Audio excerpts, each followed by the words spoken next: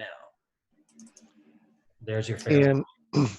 And I was going to suggest too, just a little bit of like housekeeping here. I don't know with this size group or not. We were planning to just mute everybody's mics, and then if you have questions along the way, you could just throw them into the chat. And that way Mark can decide kind of when he wants to take questions, whether it's all during, or maybe at the end, and that's really up to you, Mark. But I think we could try that. And then if you guys feel like that's not really necessary, we can leave everybody unmuted. We can always change that. I'm good either way. If we want to do it real time, I'm fine with the conversation real time. In fact, this group's small enough where it makes a lot of sense to do that. So I'm very easy with this kind of stuff. So this is an oldie, but hopefully it's new to some of you guys.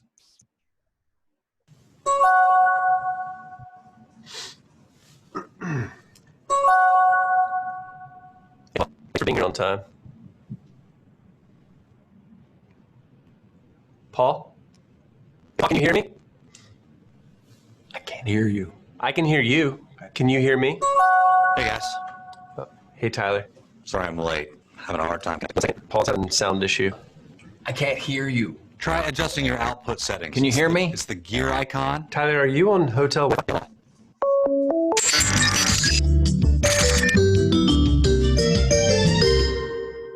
Never mind, I got it. I just had to change a few settings. Great. Maybe we can get started then. Oh, great. I think your mic is speakers. My mic? Do you have headphones? You want me to put them on? No, I want you to smell them. No, I want you to put them on. Hey, Beth. Hey, everyone. Sorry I'm late. I downloaded a version of the platform. You should plan extra time for the updates. There's pretty much one every time. Sounds like someone just joined. Hey guys, it's Scott. I had to call in. I'm stuck in traffic. Have I missed anything yet? No. It would have been nice for you to join the rest of us, but we'll see you when you get home. All right. While everyone is here, finally, Tyler, do you have that financial? Well, in the last few weeks, updating our books, and I got some great news for you. Schedule from this point last year. We had a great Q1. We lost Tyler, I think. Am I frozen? Hey, Trip, I think we lost Tyler. Yeah, I know we lost Tyler. Hey guys, it sounded like Tyler was cutting out. We know, John. All right, while we wait on Tyler, why don't we go over all of the reports from Beth, are you with us? Oh, yeah. Mm-hmm. Okay, everyone, I know some of you have to leave soon, but I just wanted to go over a couple of the queries before. Okay, excuse me. My wife's out of town this week. Daddy's, I'm so sorry. Okay, you just spilt grape juice on the carpet. Daddy is in a meeting. Tyler, can you go one more time, please? I thought Beth had an adjustment. Hey, Beth? Yeah. Sorry, guys, that's my iTunes. Hey guys, hang on. I'm gonna join in. Hey, what platform are you guys on? Skype? FaceTime? Never mind, I see it. Right there in the invite. Okay, now I can see everybody. Let's reschedule and let's just do a regular old conference call, okay? Paul, can you have David send out the 9-digit passcode? I heard you. Yeah, he's been here the whole time. All right, I'll see you later.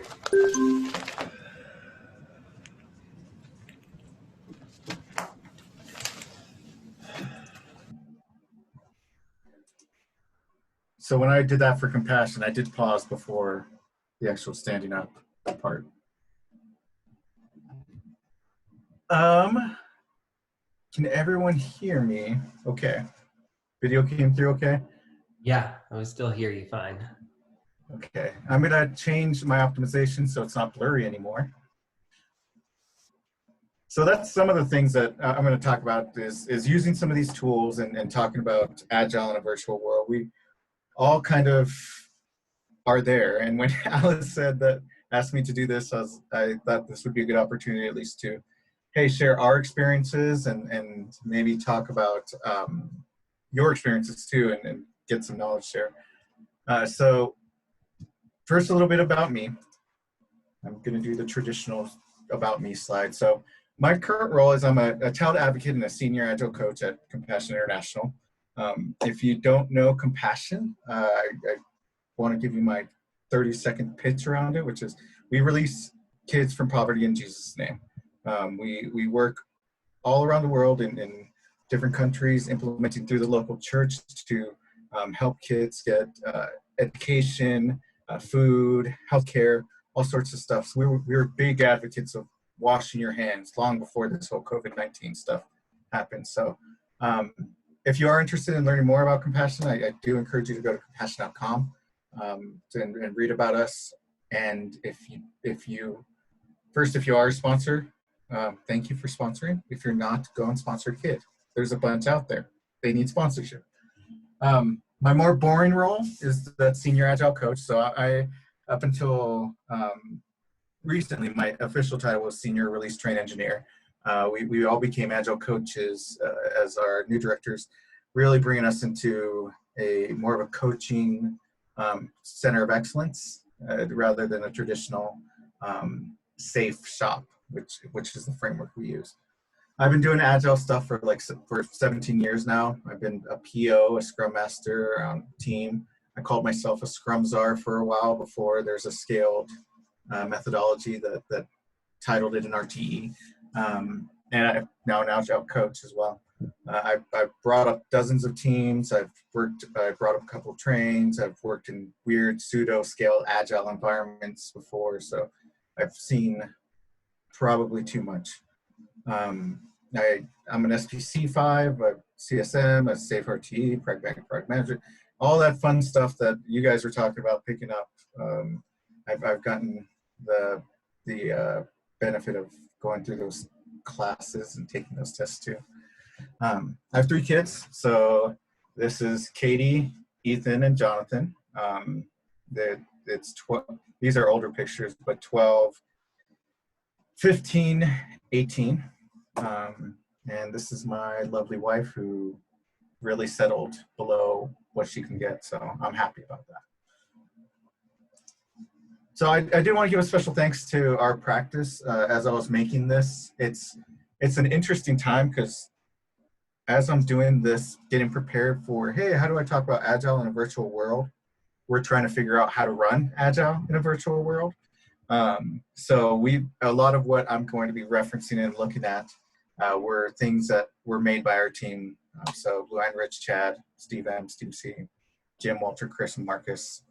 I wanted to say thanks to them. And if they hadn't have been there, we would have just stopped everything once this all happened.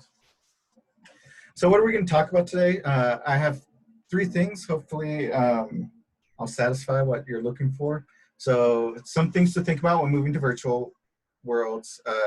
I wanted to do a case study. We recently had a bunch of big meetings at Compassion. And I want to talk about those a bit, kind of what went well, what didn't go well, because we had to do that all virtually. And then maybe have a time of questions and answers and knowledge sharing.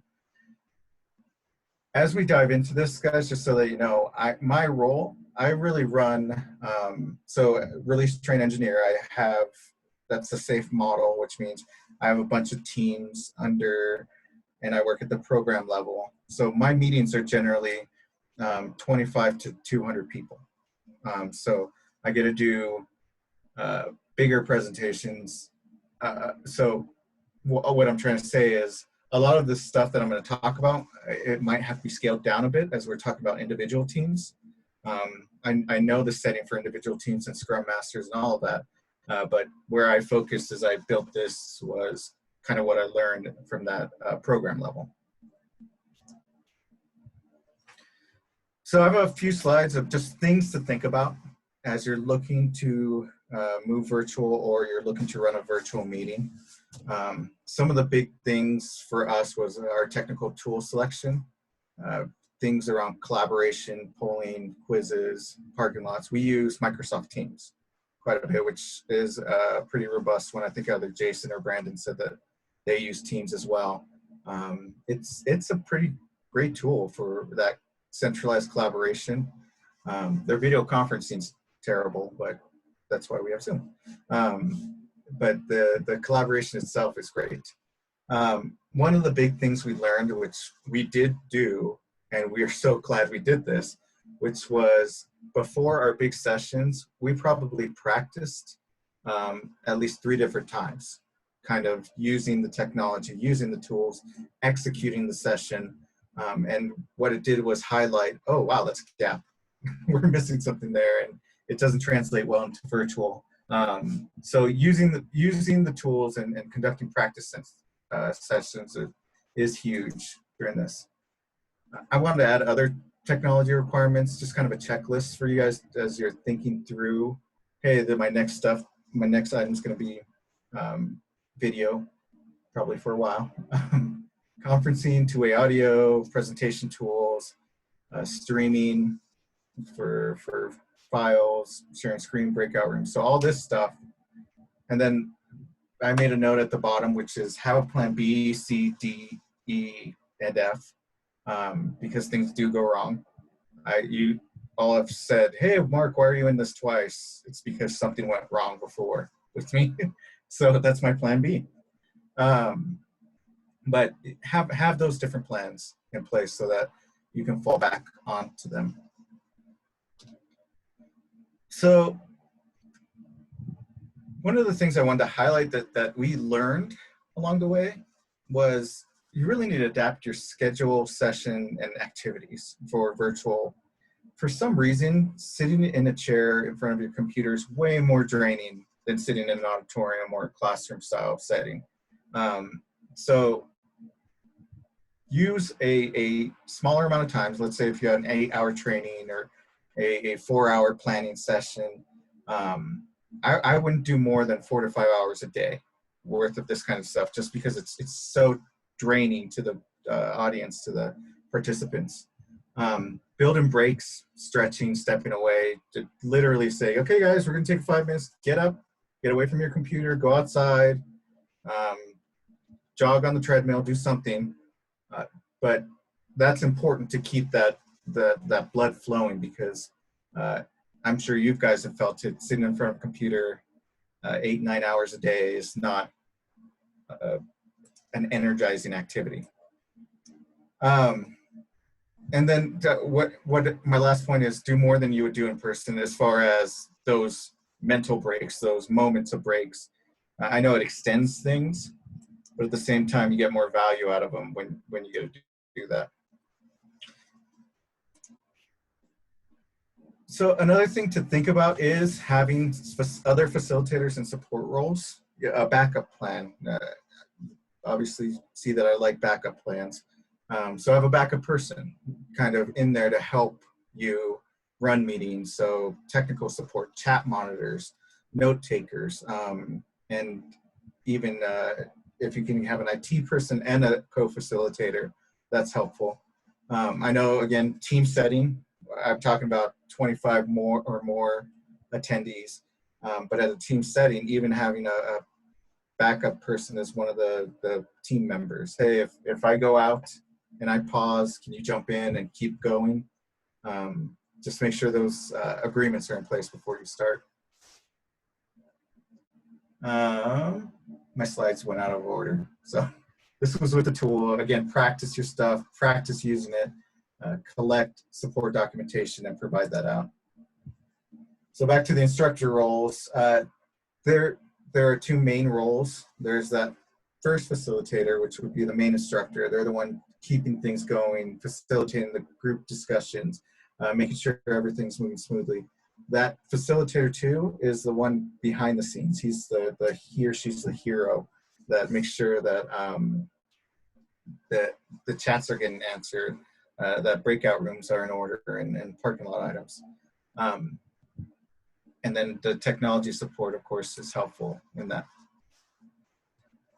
So I flew through the things to think about section, but these are some last minute, hey, I just want to write these best practices down. Remote meetings are different. Choosing the right technology and adjusting what you do is important. You want to be present during this time. It's so easy for us just to be looking at our other screen or doing something else, especially if you have multiple screens while you're in a meeting. It's important that you avoid those distractions, as well as the pop-ups that we get from Teams or Skype or email or whatever else.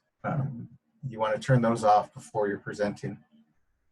Practice using the web conferencing a couple hours before the event. And I say that because while you're practicing the whole way, a couple hours might mean the difference between a Zoom network is up versus down. Just knowing that, hey, okay, this is in place, I'm okay to move forward. You want to talk towards the pre-training session, introduce any of the training tools. When we did ours, and I'll talk a bit about this, but we really moved virtually completely on our organization. And we actually recorded several training videos of this is how you do this in Rally. We use Rally. And we actually would record those and walk those, and we made those very public to everyone so that they can see what was going on.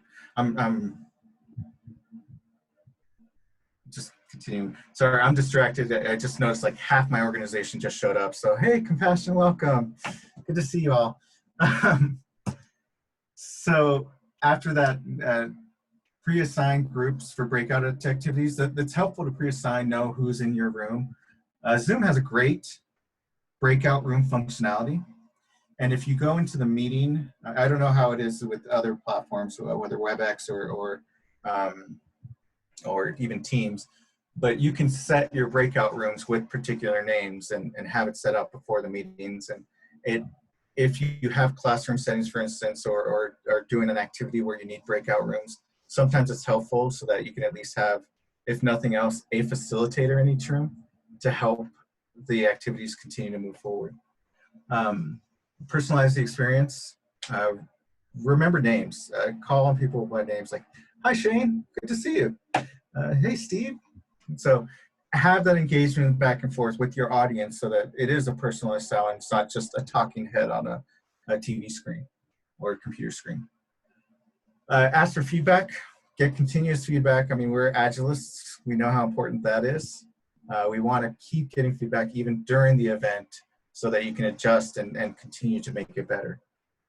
Communicate expectations clearly at the beginning so that they're not confused, and close each time with a time to at least reflect or ask questions, engage into what's being talked about. So after this slide, I want to talk about the case studies, our 3 events that we just ran, and I'll explain them to you a little bit. But before I get into that, are there any questions as far as some of these things to think about? Let's see the chat. So Joshua Blair asks, what are some of the techniques you've seen teams use when forced to move from a physical board to a fully digital one, like many people are experiencing now? So a lot of times the jump from the physical to the virtual, and this is not even in the situation that we're in right now, you eventually get to a point where a virtual board makes more sense with the physical board, whether that's using Trello or Rally or Jira. A lot of the techniques I've seen, which is you build out your virtual board to look just like your physical one, and create clear instructions and videos of how to use it.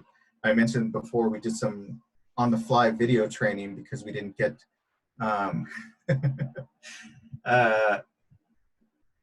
that out before this whole situation happened, so we had to do video training. I just read your comment, Blair, you can't deal with a mean RTE. And doing the transition of making your physical board look like your virtual one is the first step. And then just training and doing it. A lot of times there's this pushback on that move, that jump. But a good Scrum Master, Agile coach will lead the team well, usually through, hey guys, this is what we're doing, so let's do it. And reminding them, that constant reminder and challenging back and forth of, hey guys, we said we would do this stuff. Can we, try this? Or have you guys updated this yet? Really asking for that feedback and pushback. Is there a way to do virtual hand raising in MS Teams? That was probably on my slide back there, wasn't it? So I don't know of one. It wasn't good. I know Rally does it well. If you go to the participants area, you can click on the participants tab. I know you guys can't see my screen. There's a raised hand. You should see a raised hand by me right now. And lower the hand. Zoom also has come out with a couple good nonverbals that you can see at the bottom of your screen or in your control tools. That just allows you to do different things like thumbs up and clapping and all that you're seeing all around the screens right now. MS Teams, we haven't used their virtual chat capability or their virtual meetings capability a lot. I'd love to hear if anybody has and maybe any experience with that as well.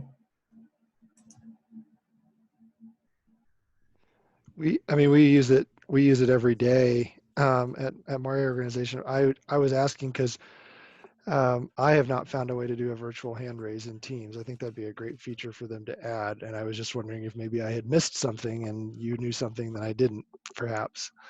Yeah, I mean, Teams just caught up with the virtual background like last week. Yep, so, just last week.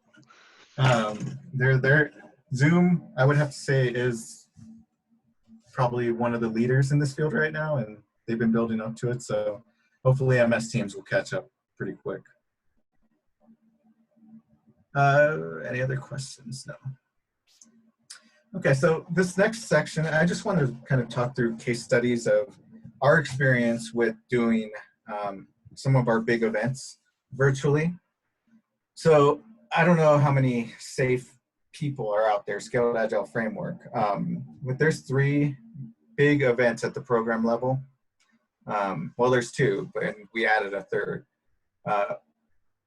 Our first one is called the Inspect and Adapt. It's a system demo, so a demonstration of the entire system. Am I skipping, guys? Okay, I just saw either that or you're all enchanted and tranced with what I'm saying and very still. So Inspect and Adapt is a system demo with a metrics presentation as well as a kind of like a retro. We call it a problem solving workshop. So that's one big event that we have across our whole train, which is made up of 75 to 150 individuals and different teams.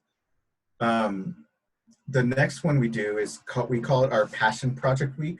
So it's our innovation week that we did completely virtually, a lot like a hackathon or another just innovation time.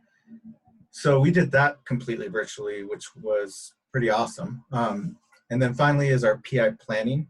Some people call it big room planning or quarterly planning. So that's where we get all the teams on the train together in a room and we all planned together. So before we split our train, which just happened, that was somewhere around 225 people all planning in one room. So doing it virtually was really different.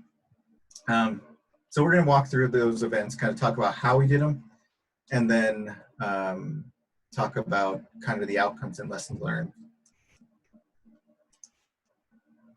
So starting with our virtual Inspect and Adapt, our system demo, we put 2 hours aside and we have 2 trains currently at Compassion.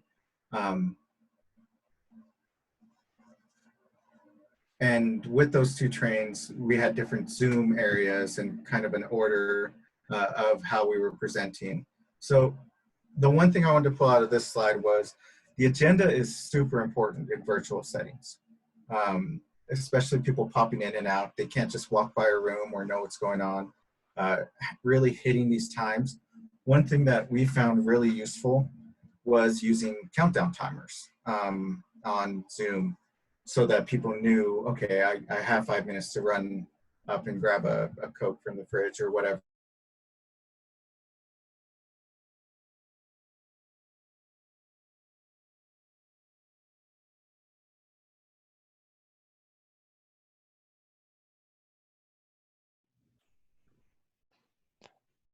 Uh-oh, I think we lost him.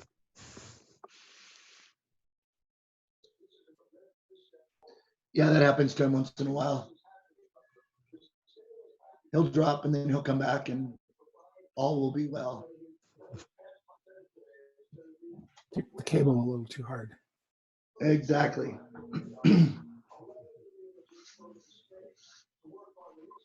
Did I lose you guys? There you go. Now you're back. No, I'm not back. I'm on my phone. That was my backup plan. You see, guys? Super Nice. important. Case in point.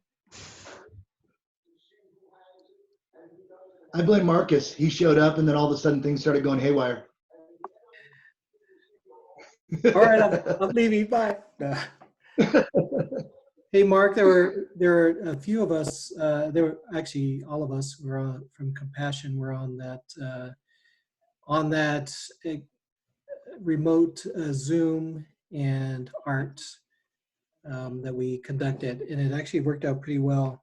I think a couple of things. I don't have his slides. I won't talk directly to him, but a few things that worked really well is that Mark wasn't the only one on there. There were two other people in the background fielding questions and also working with some of the technical issues in the back end.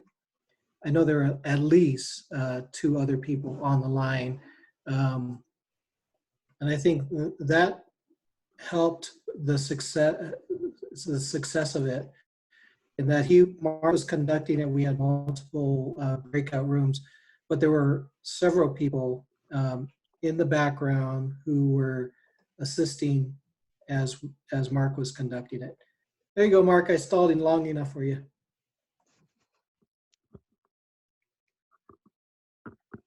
You're on mute.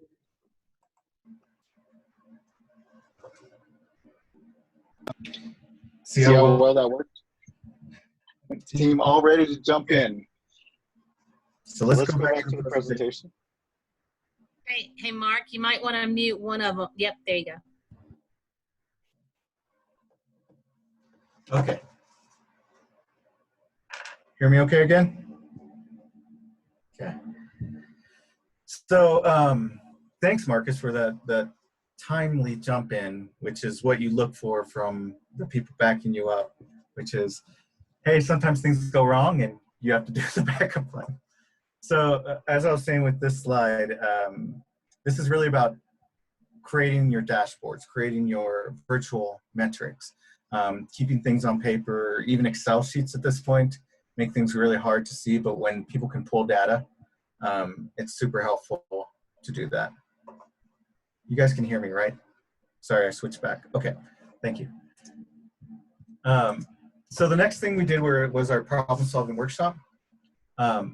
This was an interesting endeavor to do virtually.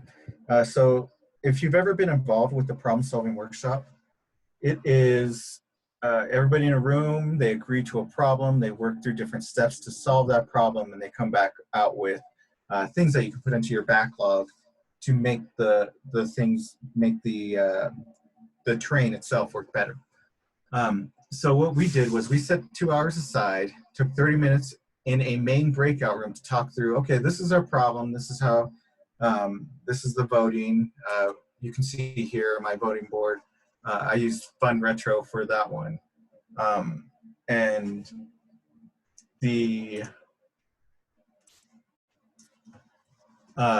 then we went into breakout rooms, which you can see kind of represented on the side, where people were able to talk through things, and then they posted everything in one of our team folders of what was getting solved. So we used a lot of different tools in this one, which made it a little bit more complex.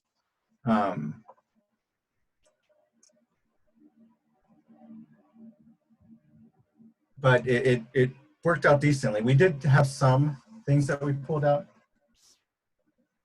So when we talked about Zoom rooms need to stay open, what we learned were, one of the things we learned was, first of all, if a host has more than 2 rooms open, so when they open the third one, it kicks somebody out of the first one. It kicks everybody out of the first one. So understanding what the limitations of the tools were, some training and communications around that. We wanted to focus teams and participants on real issues, and this is more of a process than a technology thing, but continue to learn from that. The next phase, and I'm going to pause for a minute because I got a chat. I want to read it really quick to make sure I don't have to answer it.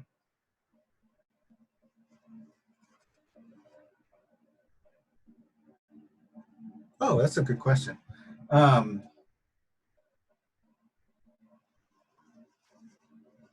So Josh asked, when you have a model in place with shared teams, so we have, I mentioned our 2 trains, but we also have a shared teams train in a way that they just help the other trains. So this is our operations, security, architecture, systems folks.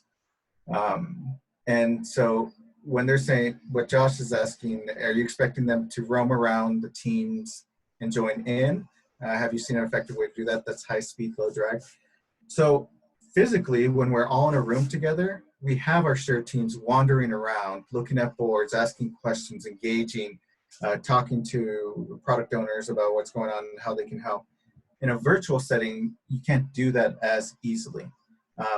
So our idea, and I'll get to it a little bit deeper when we get to PI planning, was that, hey, shared teams, you stay on Microsoft Teams, and we will pull you as you're needed. So if I need a security guy, I can just shoot a flare in Microsoft Teams saying, can a security guy come to this Zoom room? It worked about half and half. I think there's more communication we needed around it. And I'll talk about it when we get there during PI planning. So virtual passion projects, as I mentioned, this is our innovation time. We actually set aside a week, which is kind of unheard of, but kind of awesome, for our teams to do innovation. They pitch projects.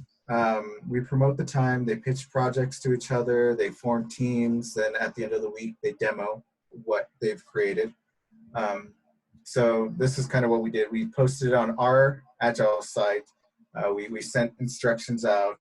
And then we had a marketplace time, which is very much what it sounds like. A time where people were able to say, this is my idea. This is my project. This is what I'd love to do. This is how I think it can help.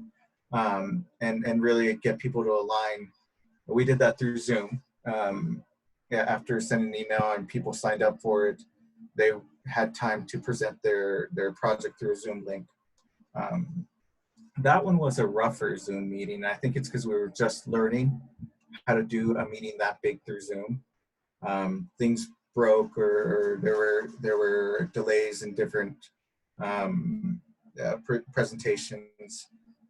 So I think we got better after this one. And then during the collaboration, we just had teams figure out how they would collaborate, whether it's on Zoom or Teams or whatever. And they then came back and presented it. And we ran that, and that went really well. Some of the things we learned, first of all, our winners were Fishers of Men and livening up the lobby. So we were playing in figuring out how to stop people who are phishing on our website to share credit card information or to validate credit card information.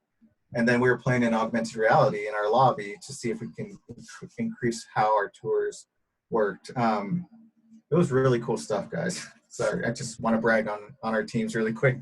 They did some really awesome stuff, and there were 11 others not mentioned here that just, I love the innovation side of all this.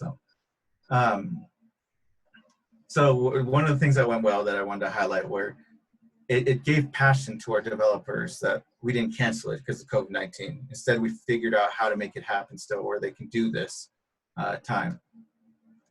So our voting was a little confusing. We used a virtual tool that allowed polling and how that worked. And we're gonna look into other voting tools, and maybe there's a better one out there. If you guys know of one, I'd love to hear about it. We need a virtual timer, because before they would see my frowny face or me walking up towards them during their demo presentation and kind of know, hey, wrap it up at that time. On Zoom, it's a little bit different because you don't get that. So we're talking about some kind of virtual timer. And we were talking about team sizing as well. So virtual PI planning, this is the last big meeting I was going to talk towards. So big PI planning, or some people call it big room planning, is when all the teams get together and plan for the next, we do 13-week cycles, actually 10-week cycles with 3 weeks of our IP stuff. And so during this time, they're planning out those 10 weeks and how they're engaging with each other, what are the dependencies, risks, creating objectives around it. So we really mapped this out and actually executed it with a lot of practice before this happened, because this is our kind of our big event. We had our opening ceremony in one big room, and so this was across both trains. And we do devotionals, and we get to hear from Steve and his infinite wisdom. Steve's my boss, so I gotta set that up. Engineering and architecture vision. We get to hear from Kirsty and others on what they're doing, and then we split our art. So at this point, we actually went into 2 different Zoom rooms, and this is so they can focus on their value stream and what they're producing specifically.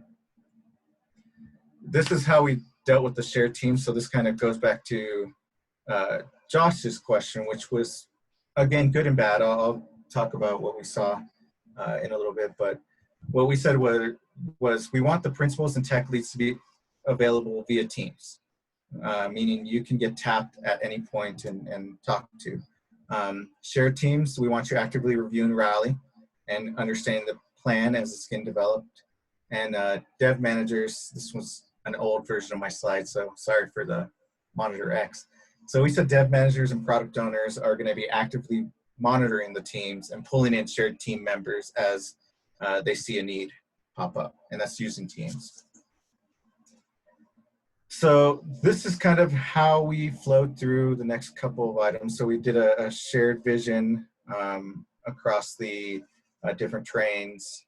We took a little extra time to talk about what virtual PI planning was going to be like. So we usually, our RTE communication is usually like 10 minutes of, hey guys, we've done this, you know how this works.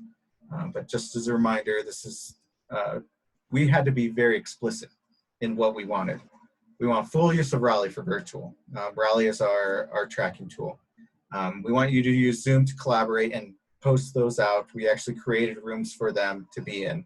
And then there's rules for virtual collaboration around that. And these were the rules. We said communication flows through Scrum Masters, through MS Teams. So we wanted them to use their Scrum Masters and Scrum Masters to really communicate through Teams. If you're trying to call somebody, use the @name. If you're just trying to call a certain channel, use the @channel. And we created a separate separate chunk of teams that was specific per train. So it had all the team names on them, as well as a shared area and general posting that we had everybody kind of working in during that time. And use file structure to store and access documents. So we, I need Josh to stop writing big blogs. I need one sentence, Josh, so I can read it really quick in between my breaths. So we had the team breakout session, and that's where they really dove into Rally and creating the plans. The Scrum Masters kind of facilitated those, and it's interesting because we do these, we're so used to our sprint planning sessions. And this is just like sprint planning, but there's so many little caveats that happen once you become completely virtual, like even having cameras on to see engagement, or making sure that everybody's on the same page and not distracted by something else. It's easy to do that. So a lot of team, I always recommend putting team rules in place or team agreements that help drive that, so that you can kind of hold each other accountable for it. We had a wrap up, which we used a program-like board in Rally to show, okay, these are the features we're planning for these different sprints. This is what we think that, and we're fully committed. And then we did a management review at the end of that. And I just shout out the rest of day 2 because it's basically wash, rinse, and repeat for PI planning in a lot of ways. It's say, hey, we're going to make adjustments from that management review. You guys go back and fix your plans so that it works. And then we're going to present those plans, talk about risks and impediments, and commit to the PI. So what went well?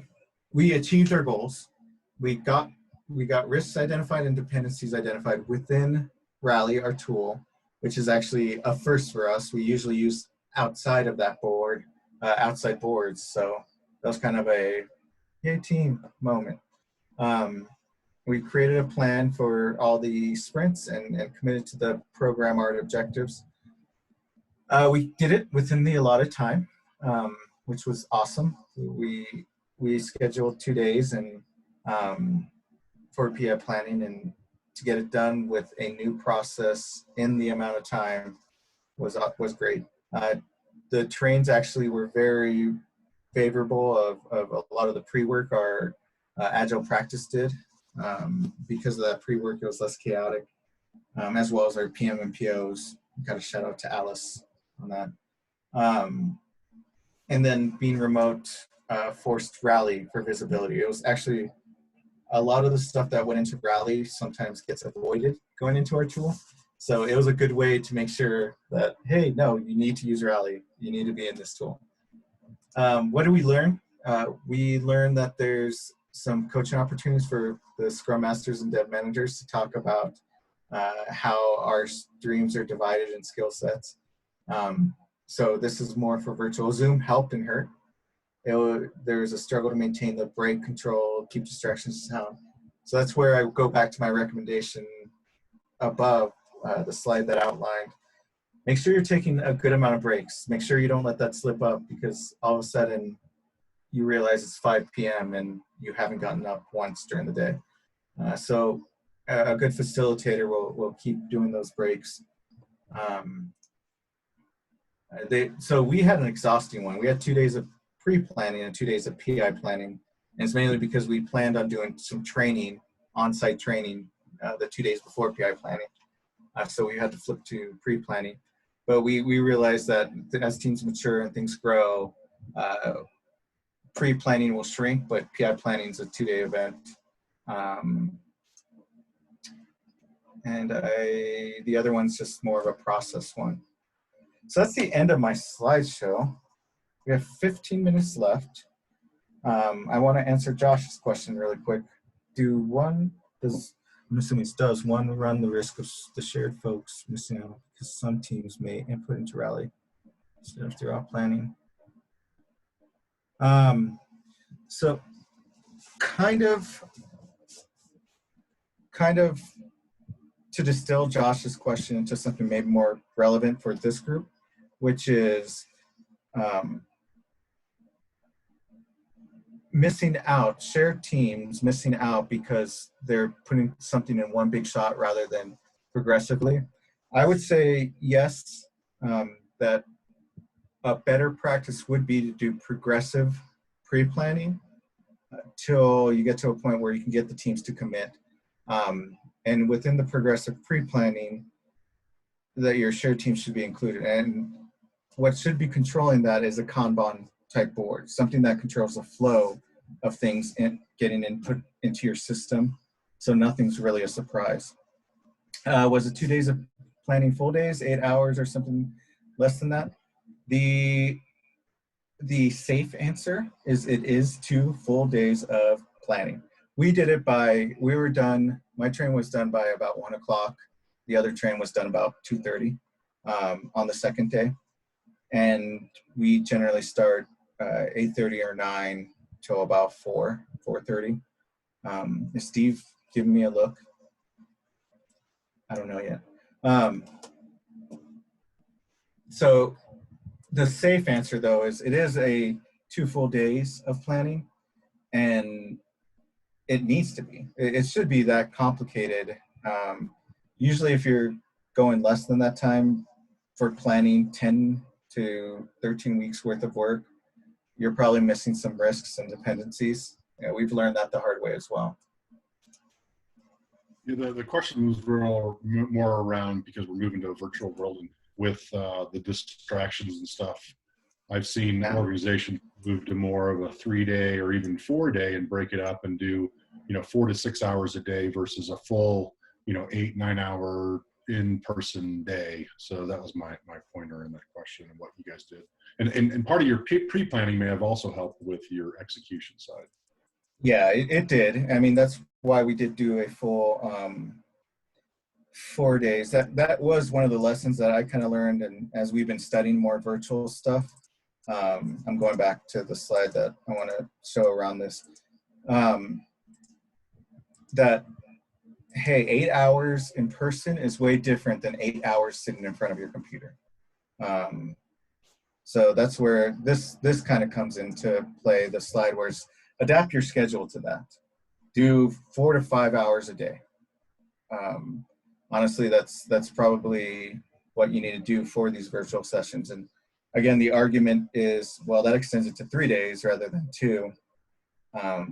You're either way, you're trading one for the other, right? You're stealing Paul to pay Peter type situation of, you can either get quality or you can do it fast and not get as good of a plan.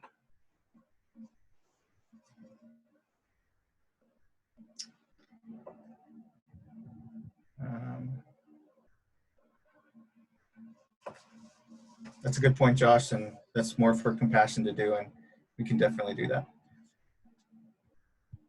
Any other questions? Can I open up for questions and answers? Or maybe, I mean, I'd love you chiming in, Tom, on what you're seeing. Is there other stuff that you guys have been seeing as you've moved to virtual or with these big planning events?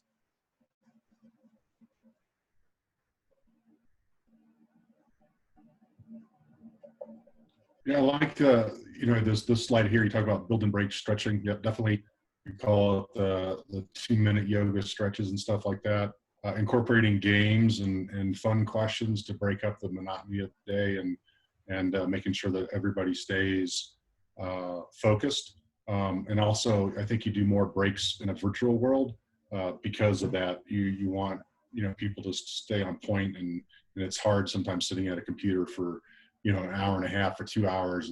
Almost every hour you need to do about a 10-minute break, which stretches out the length of the planning, but it allows you also to have people stay focused. Yeah, no, that's great, Tom. I think we've learned that a little bit more this time around as well. It's one of the things, and you saw it at that last retro item, which was, hey, 2 days of this, 2 days of that was exhausting. Honestly, if we just had 2 days of PI planning, I feel like they would have been exhausted. Anybody who's done PI planning or a safe situation, it is an exhausting time. But it's a little different when you're, again, just sitting in a chair in front of a computer for 8 hours versus in a room, walking boards, doing different things to move around. It's wearing. Yeah, and right now with everybody moving remote, we got some unique challenges, right? Kids are at home with schoolwork, and you have maybe your spouse or other family members, and so that just makes it even more difficult. I've worked with organizations where they were fully remote, and prior to COVID, and they had their routine down, and they were able to make it work. And now everybody's routine is thrown upside down. So you got other challenges outside of just work that impact a person's ability to stay focused and be able to focus on delivery of the work. So you got to keep that in mind as well. Yeah, that's great. Good, Tom. Thank you. I have a question more along the lines of, I guess, more than just virtual facilitation, but kind of like how you all went into PI planning with this huge paradigm shift. Like, did that change any of your priorities so much that, like, you weren't really sure where to start. And then a follow-up question on that, and I'm not super familiar with Scaled Agile. I'm just a Scrum Master for a couple of teams. But if you had done PI planning, say, 2 weeks before this all had hit, what would have been your approach to pivoting, if your strategy for product development had to have changed due to COVID? Yeah, no, that's a great question. So I won't talk as much to the priorities. What I can say is we did see shifts in priorities of our product development. That might be a good thing for Alice maybe to chime into. We saw priorities shift in our Agile practice because we have a roadmap that we're following, trying to implement and improve our scaled Agile and how we're doing. And then all of a sudden it's our director came into the room and says, hey, forget all that. We're moving virtual. Figure out how to do that. And so we had to respond very quickly to that. And we came up with, I have it on my first slide, which is thank you to these people, because all of a sudden they came up with great plan on how we move virtually. And it was each of them kind of stepping in and creating this plan and doing more to help us move in this way, so it was successful. As far as the product side, we definitely have seen changes in our product plan. We are reprioritizing different things, but because of how we work in SAFe, we have the ability to pivot and adjust our portfolio as needed. So even if you had done product increment planning like before all of this had changed, you still feel confident you would have been able to pivot as you went? I think so. Yeah, and honestly, the development part, I might be speaking out of turn because I work with the train, and so I don't get the everyday with teams. But it feels like the development part went smoothly. They still continue to deliver. They still, even that last week before we went to virtual, or what I should say is before our PI ended, the last week before when we had to move to a virtual setting, we still delivered on our commitments, and it felt like that transition was easy. I don't know, Alice, do you have anything to add to that? Because a product owner in our space. So, well, and I have 2 brand new teams, so I'll. Oh yeah. Yeah, but we have. So it's easy for you. You got it. It's a walk in the park. You know, we have had some changes. So with everything that's happening with COVID, we're seeing an escalation of the phishing, if you will, and so we're having to pivot to protect ourselves, to protect our donors, if you will. But our product managers, they're looking ahead already at the next increment of work in the PI, if you will, for number 3. And so if there was something that had a higher priority, because they're already looking, the product owners are already looking at those features, we can make those changes. And the developers are ready for that. Cool. Thanks. Hey, Mark. One of the things I think we learned, positive things that we learned, as we're hearing that travel restrictions were going to be enforced prior to PI planning, one of the questions we were trying to figure out is how do we incorporate people who can't travel, who typically work remote, and who weren't going to be able to come to Colorado Springs for the big PI event. I think when we went virtual, we put everybody on the same playing field, and everyone then had to think about how to make it more accommodating for those people who work remotely. So I think we did it successfully, but we also kind of felt the pain of those people who typically work remotely and who were always saying, yeah, when you guys are in the big conference room, we can't hear anything that's going on. It's just a lot of noise, a lot of jabber. So when we did this virtually, everyone was on a conference call. Everyone was on Zoom. So we had to, I think we felt the pain of those people who typically work remotely, which was, I think, a good thing for us to learn. Is how do we do that effectively, and how do we include them into these larger meetings more appropriately? Yeah, that's good. That's good, Marcus. That was a big lesson learned. It was actually, it's funny because actually our remote experience was probably one of the biggest retro items we had from our last planning. So COVID just took care of that for us. We had to figure it out regardless. Yeah, Marcus, that's an interesting point. I think a lot of times, right, when we look at big room planning, when we're all together and everybody's in the same room, it's really easy to gauge participation and see what everybody's doing. I think the next easiest is when everybody's remote, because you have to work. Everybody's on the same, like you said, the same playing field with remoteness. So collaboration, communication, you're all going through the same channels. What's often the hardest is when you have that mix, when you have some people in a big room, and then you either have another area or another part of the organization that's remote, or you have a lot of people that are remote. It's a lot more complex, and it takes up a lot more effort to coordinate, hearing things, making sure that they have a voice. It's a lot more complex, I think, than everybody being remote, from my experience. So good point, I think. Saying that you're now on a level playing field with all remoteness. Yeah, it definitely helps. One of the sad things though for me, and I remember this when I went to work for Rally, and Tom O'Connor was, unfortunately for him, was my mentor, teaching me the ropes. And I was already a technologist coming out of HP, and so it was all about technology and let's do this, using technology. And Tom was one of the ones that said, no, we do this on the walls, and for all the right reasons. And I really love that in-person PI planning event where everything is on the walls. And yeah, we can put it in the tool later.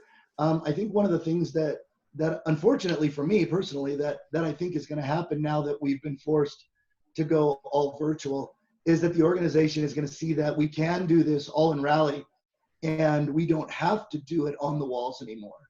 And so, that very tactile event that we do in person, even though I've done, hundreds of PI planning events fully virtual in the tool, and not have anything on the walls, I still miss that part of it.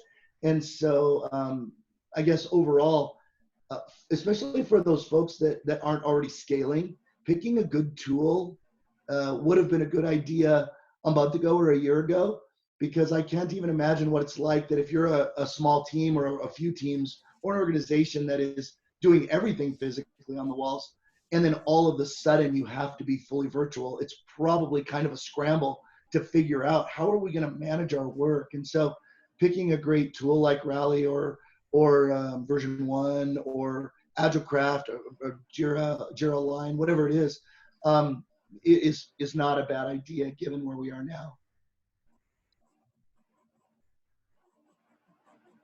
Great, thanks, Steve. I can still print out stuff and put them on the wall if you want. I appreciate that. Anyone else? Can I ask, as far as, is anybody, I think Brandon asked this earlier, but I'm going to ask now that the group's a little bigger. Is this a normal, I've had developers that have come back and said, I apparently need to get out more because this didn't affect me at all, because I just work from my computer all day and then go out and see my family. Is that the case for a lot of you guys? Have you seen that, or how are you seeing your teams react to this? So we run pretty lightweight Scrum. We're not using much at scale apart from like Scrums and a couple of other small lightweight processes for that. We have about 7 we have 7 teams. We made the transition pretty easily. In fact, we really didn't miss a beat. Our teams use primarily Jira as our main tool. We had been using Zoom already because we have people that are remote occasionally, and we have a couple of full-time remote folks. We had been using Miro already, which used to be called Real-Time Board, which is an excellent tool. It's very easy to get that same feel of Post-its on a wall with Miro. And everybody can hop in and work on that same board with their own notes all at the same time. And they have a plugin for Jira, so it's easy to get that Miro board right into your Jira cases and Jira issues. Well, I guess we were just in an unfortunate place where we were already using all of the right tools. And so there was little that needed to change, and our teams haven't missed a beat. They've all been performing, delivering their story points and everything just like before.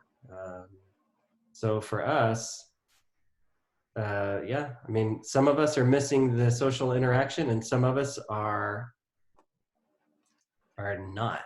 Not so much. I fall somewhere in the middle of that.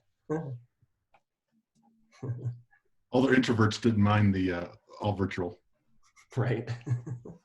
And the rest of us hated it. Jason, how do you spell, what is that tool? How do you spell it? I'm putting it in right now.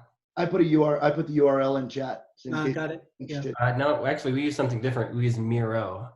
Oh, Miro. Miro is another one that's another virtual board that we've used. So good. I'm glad you put it up there. So I know some people are dropping. I did want to answer. I just saw Brandon's question really quick. How many people were involved in setting up the whole PI planning events from a logistics standpoint?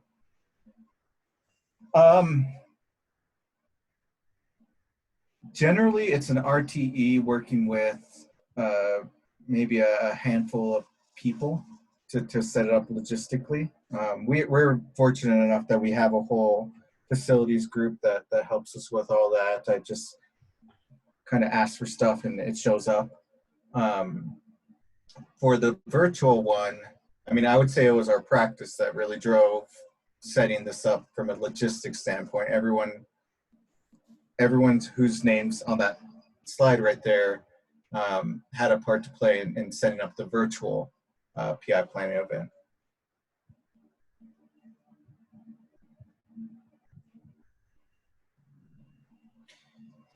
So again, I know people are dropping off, and I just want to take a second to say thank you guys for letting me talk at you. I appreciate the time, and hopefully this is good. I'll get the slide deck out if somebody wants it. I know we're being recorded, so it sounds like Brandon might make that available, but I just want to say thank you. Appreciate it. Yeah, we'll make this available. We're planning to host it probably on the probably on YouTube, but we'll have a link to it on our Agile Colorado Springs website. So if anybody wants to watch again or wants to pass that link along to someone else who'd be interested, we'll get that taken care of. Probably send an announcement out on Meetup just so you guys know when that's available. And yeah, to that end, thank you, Mark. We really appreciate your time and for you pouring into our community here a little bit. And we do have some extra time built in. So if anybody wants to continue to chat or ask questions or just talk about whatever you'd like to talk about, we'll leave the room open for a bit longer, as late as 7:30 if there's need for it. But otherwise, we hope to see many, if not all of you at our next one. We'll see whether the next one's in person or virtual. We'll keep you up to date on that. Thanks. Good job, Mark. Thanks. So I'm not sure what the deal was with the original link that I was trying to get into.